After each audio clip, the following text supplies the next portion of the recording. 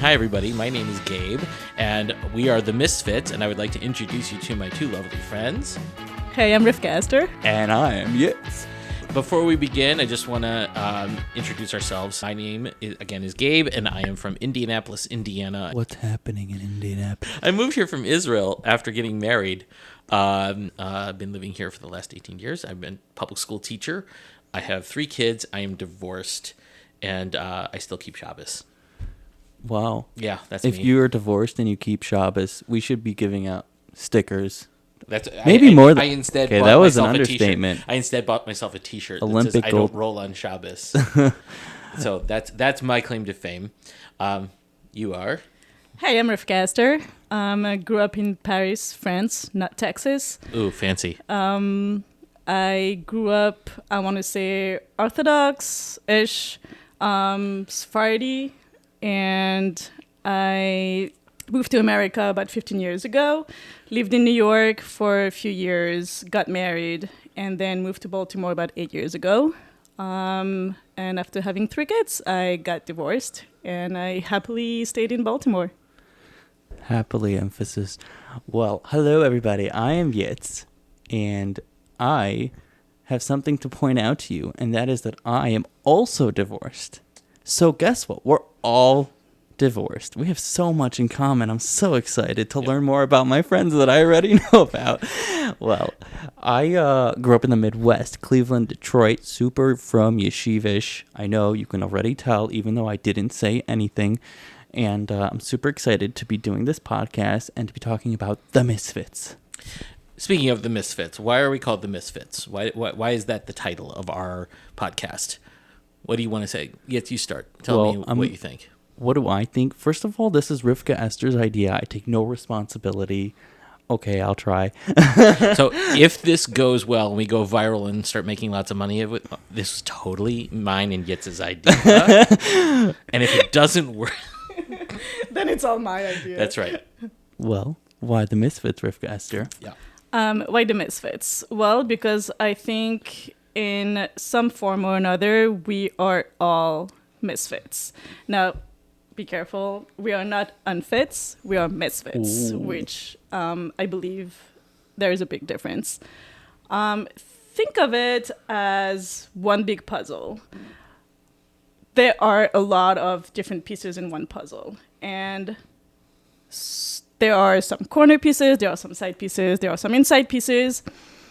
They can all be part of one big puzzle, but not all of the puzzle connect to each other, and not all of the pieces necessarily fit each other. So we have puzzle pieces with nowhere to go. What do we do with the puzzle pieces that don't fit in the puzzle?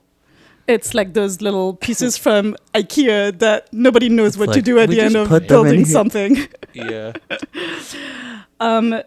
But essentially, I do believe that we all play a different role and a different part in our lives and in a community ensemble. And we can try as hard as we want to fit pieces together. But really what we're going to do is really break those pieces. We're going to damage those pieces. And we don't want that. We want to try and find the right place for each of those pieces. Now, a lot of us are still looking for our place in this community, in our family, within the religion, within school, within work. There are so many different areas in our life that we are still looking for a place. Some people already found their place, and that's awesome. And I think we're here to discuss the journey that we're on, all of us, to try and find a place and connect to each other in a different way, not necessarily fit in, but how we belong to this bigger picture. I like it. Yeah. I don't fit in anywhere. Tell us. Well, see, when I was a kid, the ride said you had to be like 5 feet tall, and I couldn't go. But, well, what do you think, Gabe? Because I have like a unique, I grew up super part of the Frum community. Now I'm not doing that thing. So it's super interesting to still identify with the community as being part of it. And I think that's an interesting, like, growing trend. But as someone who, like, you said you grew up not Orthodox, right? Yeah, I didn't grow up Orthodox. We grew up traditional, which means that we walked to shul every Shabbos. I have picture proof. That's right. You took the pictures that you walked that That's right. Shabbos. My mother This is followed very- us with a camera. No, no, I'm serious. We went to shul. We walked to the Orthodox shul, and then we would walk home, and then I would watch TV, and that's sort of how things went. And so relaxing. right. The Kiddush or- and TV Jew. Well, That would have been in the Gemara, by the way. If there was TV, it would be like, it's a mitzvah to have fish and TV on Shabbos. They're both very relaxing. But TV would be a hafsaka between the fish and the meat. That's what you would do between, like, to create the separation. but also Little League. Little League was on Saturdays too, and so I would also sometimes ride my bike to Little League, and then I would have some money with me, and I would be very, very conscious about not getting the pepperoni pizza because that wasn't kosher. Only the pepperoni pizza, Yep. not the fact that the cheese. No, might no, no. have None not- of those things mattered. The pepperoni was the issue, and me riding my bike there and all that. Yeah. Anyway, so no, I have never fit into any box. I remember being in yeshiva, and I was talking to my Rosh Yeshiva about whether or not I was going to wear a black hat, and he says to me, if you are going to a Red Sox game, can you wear a Yankees hat? And I said, no. And he says, why not? It's a hat. It's a baseball hat. Why can't you wear a Yankees cap to a Red Sox game? And I said, well, because, the Red Sox hate the Yankees. And he says, okay, so if you're going to play for this team, you have to wear this costume. Okay, so a few years I wore that costume, and it never fit. I didn't fit in with that crowd. They could tell that I was kind of play acting the entire time, that I really wasn't one of them. And I never felt like I was one of them. It was always just me sort of trying to do this thing. And I'm also not sort of like your traditional, Tzioni, Dati Leumi, Zionist, religious Zionist person either. I have many issues. We can talk about them on further episodes. So I'm just me. I'm really just me. And I got to find where that fits into what's going on, whether that's in shul or with the schools or how I operate vis-a-vis halacha or relationships, anything. And I wanted to speak to what you were saying because you made an interesting point about puzzle pieces not fitting. And while you were saying that, I kept thinking to myself, I feel like we all have kids.